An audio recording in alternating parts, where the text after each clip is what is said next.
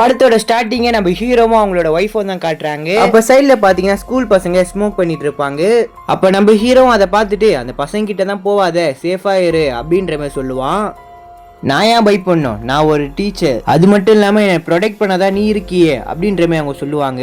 கண்டிப்பா மேடம் உங்களை நான் ப்ரொடெக்ட் பண்ணுவேன் அப்படின்ற மாதிரி நம்ம ஹீரோ சொல்லுவான். இதை கேட்ட உடனே ஹீரோட ஒய்ஃபும் அந்த பசங்க கிட்ட போய் அவங்களோட ஸ்மோக்கை கீழே போட்டு இன்னொரு வாட்டி இப்படி எல்லாம் பண்ணக்கூடாது அப்படின்ற மாதிரி சொல்லுவாங்க. ஒரு நாள் என்ன ஆகுதுன்னா நம்ம ஹீரோ அவங்களோட ஒய்ஃபை ஒரு நாள் ப்ரொடெக்ட் பண்ண முடியாம போயிருது. ஒரு மைனர் பையன் பாத்தீங்கன்னா அவங்களை குத்தி கொண்டிருப்பான். அதுக்கு அவன் சொல்றான், நான் இதுக்கு ரொம்பவே வருத்தப்படுறேன், அது மட்டும் இல்லாம அவங்கள நான் ரொம்பவே நேசிச்சேன், அவங்க எனக்கு கிடைக்கல அப்படின்றனால தான் கொல்ல வேண்டியதா போயிருச்சு அப்படின்ற மாதிரி சொல்லுவான். இதை கேட்டு இருந்த நம்ம ஹீரோவும் அந்த பையன் பாத்தீங்கன்னா கோர்ட்டு வெளியில நிப்பான். அவனை கார் ஏத்தி கொண்டுலான்னு சொல்லிட்டு வேகமா அவன் கிட்ட போவாரு. அப்பன்னு பார்த்து ERP ஆபீசர் பாத்தீங்கன்னா வந்து தடுத்து நிறுத்துவாரு.